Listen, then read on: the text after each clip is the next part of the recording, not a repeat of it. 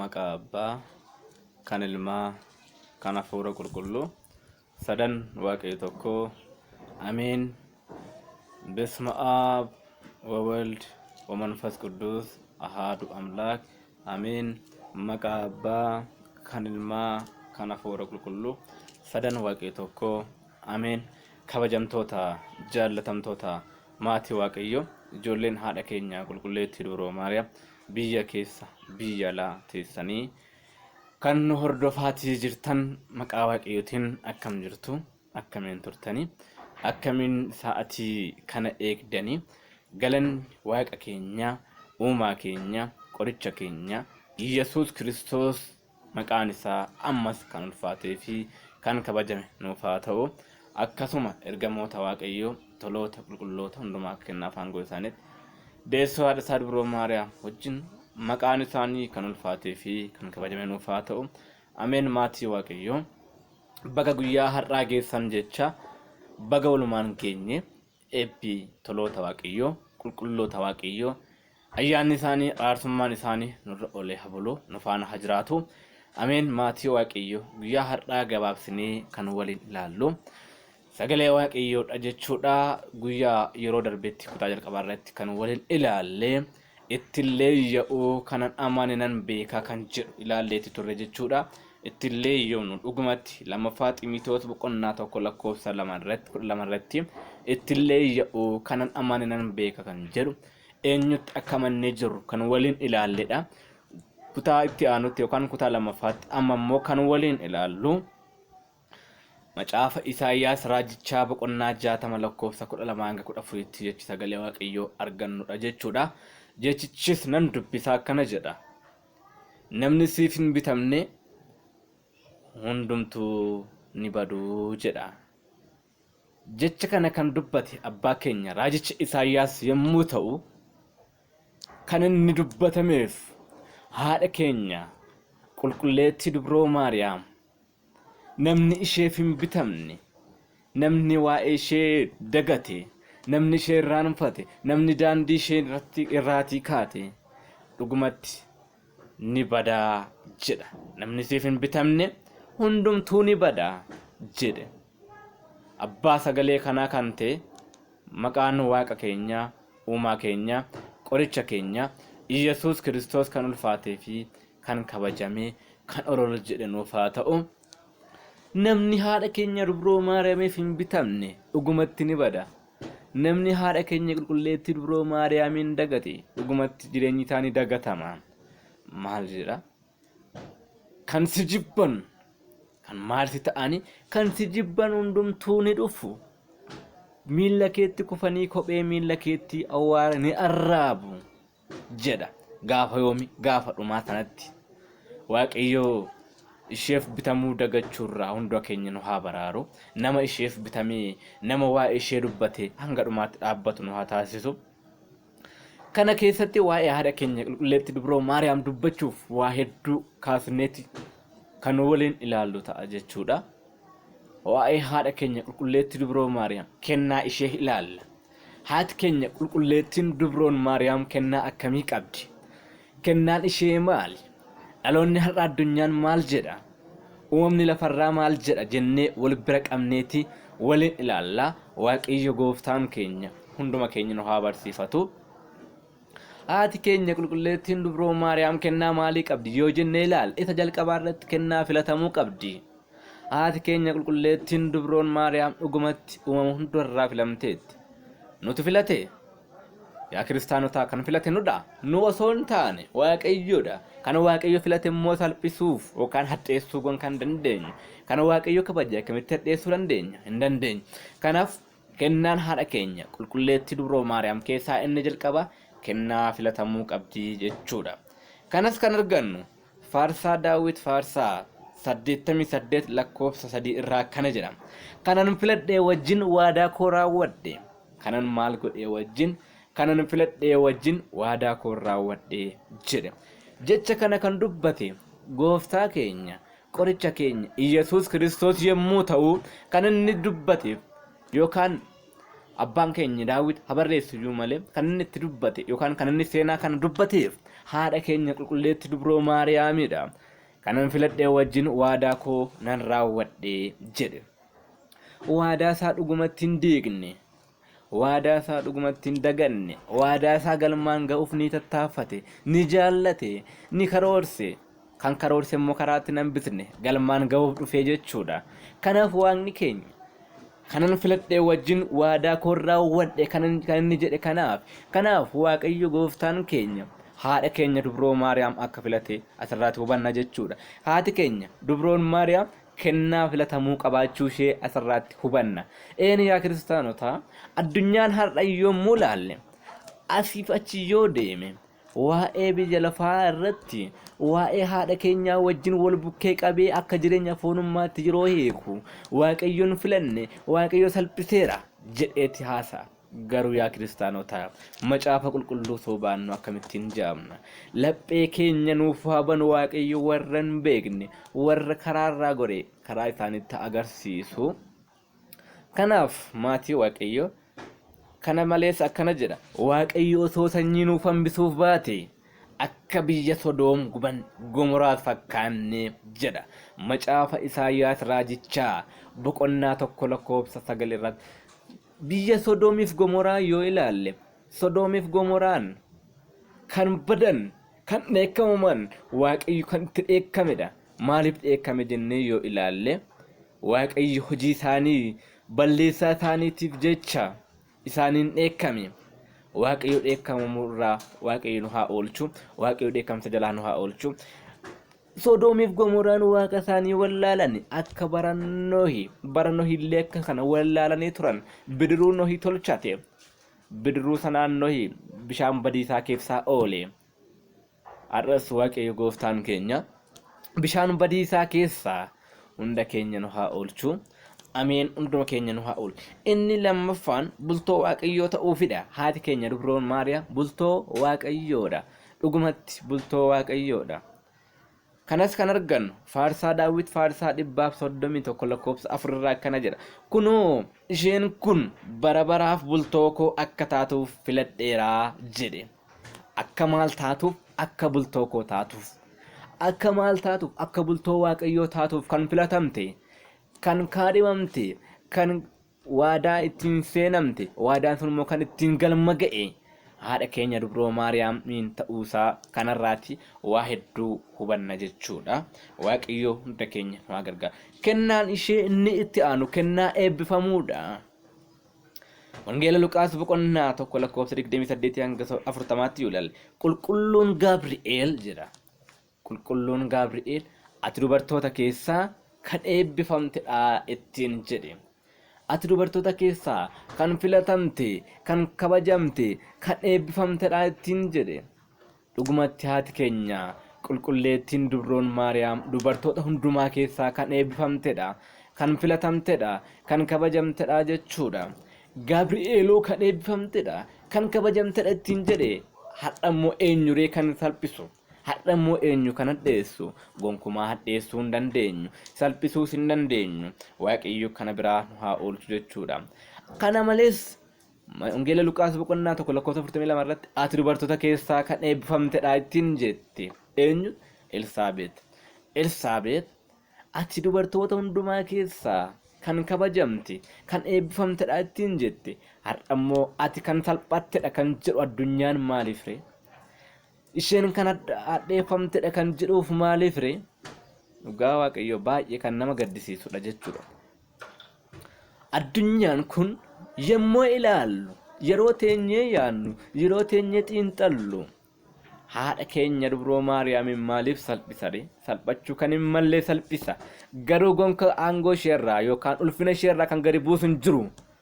Har'aaf haa hadheessu iyyuu malee garuu gaafa dhumaa sana guyyattii dhumaa sanatti inni eessa dhaqaree laata? Inni har'a salphisu, inni har'a ishee hadheessu, inni har'a jawwichi, inni har'a ishee hadheessu, inni har'a ishee ari'achaa jiru. Gaafa sana eessa seena ree?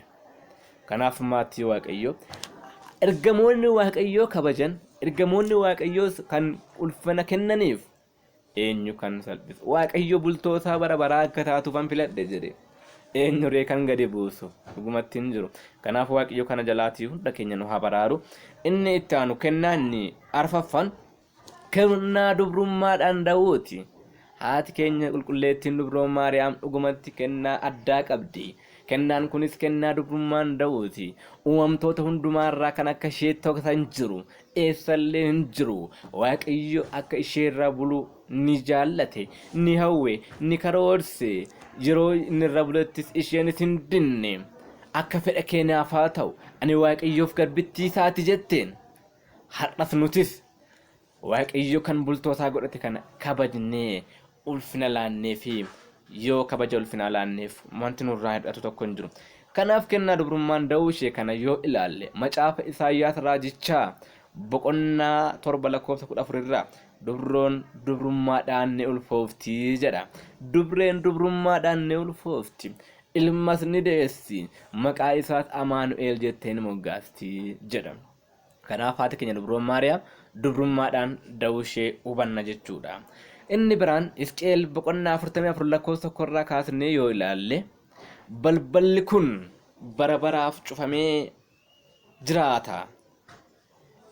Gooftaa keenya malee seenee kan ba'e hin jiru. Eenyuyyuu ittiin seenuu hin danda'u jedha. Kanaaf kana jechuun haati keenya dubroon Maariyaam dubrummaadhaan deesse. Erga deesseen boodas dubrummaan ishee hin jijjiiramne. Dhugumatti dubrummaadhaan kan jiraatte haadha keenya dubroo Maariyaam malee akka hin jiraanne macaafni qulqulluun dhugaanuuf ba'aa jechuudha.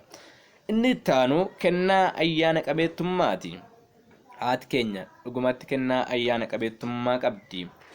Kennaa ayyaana qabeettummaa ishee wangeela Luqaas boqonnaa 1:48 irraa har'aa jalqabee dhaloonni hundumtuu ayyaana qabeettii anaan jedhu jette. Ayyaana qabeettii ta'uu ishee haati keenya kennaa ayyaanaan kan guutamte ta'uu ishee wangeela Luqaas boqonnaa 1:48 irratti kan argannu jechuudha. Kanaaf haati keenya ayyaanaan kan guutamte. Inni biraan faarsaa Daawit 44:1 irratti kana jedha. Maqaa kee dhalootaa dhalootatti ni waamna jedha. Har'as maaliif waamuu dagatare dhaloonni?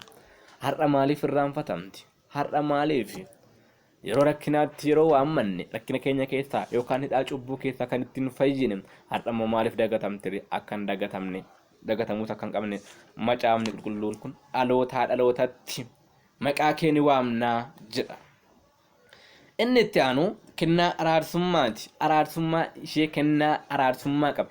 Har'a addunyaan maal jedha? Araarsummaa ishee maaliini? Aniyyuu nan araarsa. Aniyyuu haadha keenya. Aniyyuu Maariyaamii caalaatti Waaqan beeka. Ani Waaqayyoo wajjin naasa. Ani araarsaadha jedheetii bakka keessatti odeessa. Garuu yaa kiristaanotaa hin amanina. Kun bara dhumaatti raajonni sobdootaa bifa adda addaan ni ka'u akkuma jedhe. Raajonni fakkeessituudhaan oduu ololaatiin haadha keenya dubroo Maariyaamin xiqqeessanii ofii isaanii olol yegguu qaban baay'ee kan nama gaddisiisu, baay'ee kan nama boossisudha. Kanaaf uumamni lafarraa ani araarsaadha. Araarsaan hin barbaachisu yeroo jiru. Maali macaafa qulqulluu osoo baatee jiru, macaafa qulqulluu osoo dubbisu keessaa bakka sana ukkaamsee akkamittiin ani araarsaadha. Ani Waaqayyoon nan beeka. Ani Waaqayyoon garaatti baachaan jira yeroo jedhan memmeesti hagam nama haa dinqisiisu, nama boochisa. Kanaaf maali kennaa araarsummaa haadha keenya dubroon Maariyaam kennaa araarsummaa ishee kanas maalirraati arganna? Wangeela Yohaannis boqonnaa 2:11 tokko kaaseen 11tti yommuu ilaallu akkana jedha. Seenaa mana Dookimaas gooftaa keenya waame. Haadha isaa biraa hin hafne. Haadha isaas ni waame. Bartoota gooftaas ni waame. Asirraa waa hedduu baranna jedhee namana. Maaliif gooftaa keenya waamee ka'ee haadha isaa maaliif duuka waame ree? Osoo isheen nun barbaachisne, osoo haati keenya dubroon Maariyaam oolmaa isheetiin yookaas oolmaa waa tokko hin beektu yookaan waa tokko nu gochuu hin dandeessu ta'e maaliif firee isheen kan duuka waamamte? Garuu abbaan keenya Dookimaas waa'ee ishee mi'aa ishee waan beekuuf akkuma nuti ijoolleen tawaahidoo har'a waamnaa jirru akkuma ijoolleen tawaahidoo oolmaa ishee dubbachaa jirru abbaan keenya Dookimaas ni waamees hin salphanne hin qaanofne hir'uu gola isaa keessaa haati keenya raftee hubatte hir'uu keessa namaa kan beektu hir'uu namaa haadha keenya dubroo Maariyaam keessa gola namaa kan beektu isheenis yeroo kanatti hir'uu Dookimaasiin agartee gara ilma isheetti boosse ilma ishee ni kadhatte maaloo yaa ilma koo daadhiin waynii jalaa dhumee jira ittiin jette gootummaa isaa kan argannu Wangeela Yohaannis boqonnaa 2 lakkoofsa 1 kaasee hanga dhumaatti kan argannudha jechuudha. Maaloo yaa ilma koo hir'uun mana isaatii golli isaa hir'ateera namni waamame danuudha garuu daadhiin waynii dhumeera maaloo ittiin jette. Innis akkana jedheen yeroon koo hin geenye haadhu ittiin jedhe. Yeroo kanatti waan kanarratti jechuudha namoonni baay'een kan dogoggoranidha. Gooftaan keenya yeroon koo hin geenye jechuun isaa bara kanatti namoonni baay'een hin amanan waan ta'eef bishaan itti naqeetidha jalatti hafeetti bishaan itti naqeetidha waan jedhaniif yeroon koo hin geenye ganaadha ittiin jedhe. Erga dhumee booda erga keessaa dhumee booda qodaan sun yookaan gaaniin sun akka itti naqan bishaan itti naqan abboome yeroo kanatti daadhii taasisee jechuudha. Waaqayyo gooftaa keenyaaf galanni haa ta'u. Yeroo kanatti daadhiin mana sanaa guutee namoota biyya sanaa hunda wal ga'e eebba bara baraas ni argatani. Eebba bara baraa akka nuuf laatu waaqayyo gooftaan keenya fedhaaf jaalataa ta'u guddaa nuuf haa ta'u. Akkuma hir'uu Dookimaasiin guute hir'uu gola keenya hir'uu laphee keenyaa nuuf haa guutu waaqni keenya kadhannaa isheetiin haati keenya dubroo Maariyaam hir'uu keessa keenyaa nuuf haa guutu. Inni itti aanu waa'ee ammarratti yoo ilaalle haati keenya dubroon Maariyaam waa'ee ishee yommuu ilaalu anchi seet ittiin jedhe dubartii nana ittiin jedhee jedhaniitti kan jedhan waan ittiin galchina keessa hin galin wanna jedhetti hikkatu namoonni tokko anchi seet jechuun seet jechuun namee akkuma hewaanin waaqayyo gooftaan keenya maqaa kenneefitti anchi seet ittiin jedhe dubartii nana akka waan jedhe waan salphisetti hiiku garuu kabajadha. Yeroon koo ittiin geenye yeroon koo ganaadha ittiin jedhe yeroo kanatti yoo ilaalle anchi seet jedhe gooftaan. Seet jechuun bakka bu'aa koo jechuudha. Hiikkataa kallattiin yoo hiikkanne anchi seet ittiin jedhe. Samaaniyaan deerra anchi seet jedha. Anchi seet maaleet seet maaleet bakka bu'aa maaleet na bakka bu'aa koo ittiin jedhe. Bakka bu'aa koo jechuudha. Isheen bakka bu'aa gooftaa keenya dhugumatti bakka bu'aadha. Dhugumatti garameessa isheetti baatte. Qulqulluu waaqayyo qulqulluu kirubeeliif suraafil kan jedhan isheen garuu garaa isheetti gadameessa isheetti baatte. Kanaaf yaa haadha koo anaaf si gidduu wanta ani siifin goone maaltu jira ittiin jedhe. Anchi seet bakka bu'aa koo wanta ani siifin goone maaltu jira nan raawwadha wannati jette galman ga'a siifan raawwadha ittiin jedhe. Kanaaf haadha keef abbaa kee kabaji. Abboommii isaati Yesuus haadha isaa ni kabaje. Yesuus haadha isaa kabajeera. Yesuus Kiristoos haadha isaa haa kabaju malee haadha isaaf kabaja kenne ulfina kenne ol qabeera. Mee gaaffii tokkoon isin gaafadha. Har'a yoo isin haadha keessaniif abbaa keessaniif ol kaatanii teessu yookaan ni kabaju dhaloonni ammaallee kabajallee dagateera jechuudha. Garuu waaqayyo gooftaan keenya abboommii kunnan keessa haadha keef abbaa kee kabaji jedha.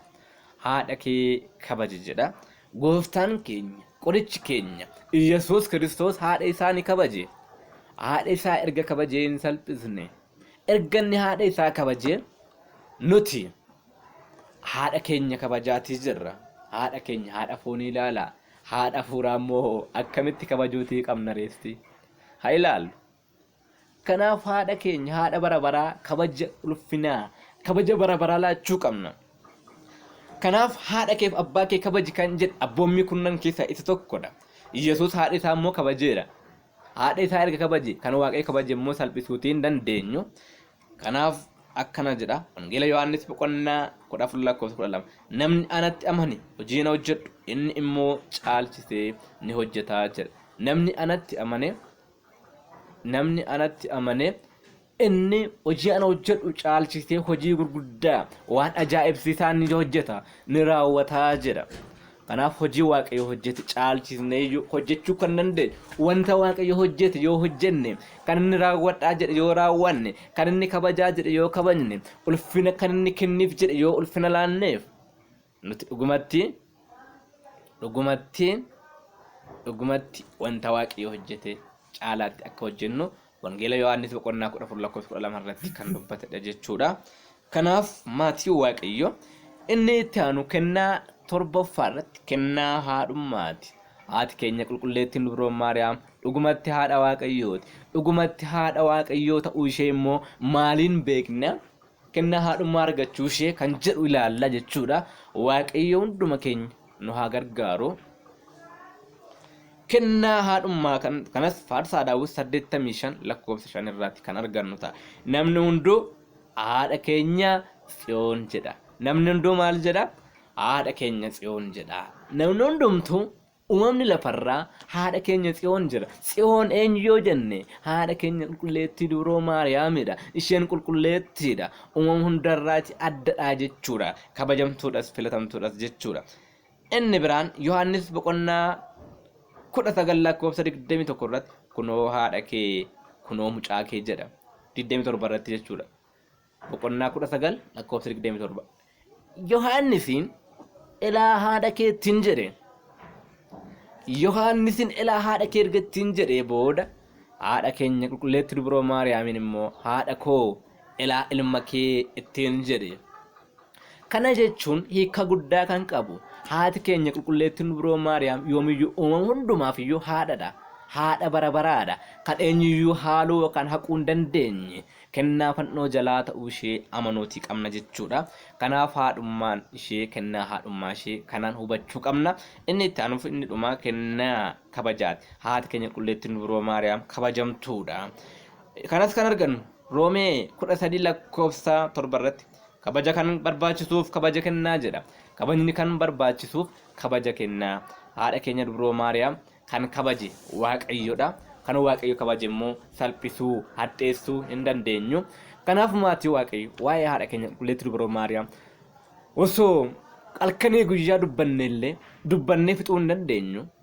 Baay'ee kan nama damma caalaa kan mi'aawu mi'eeffatee kan arge kan dhandhamuuf kan qabbaneessitudha.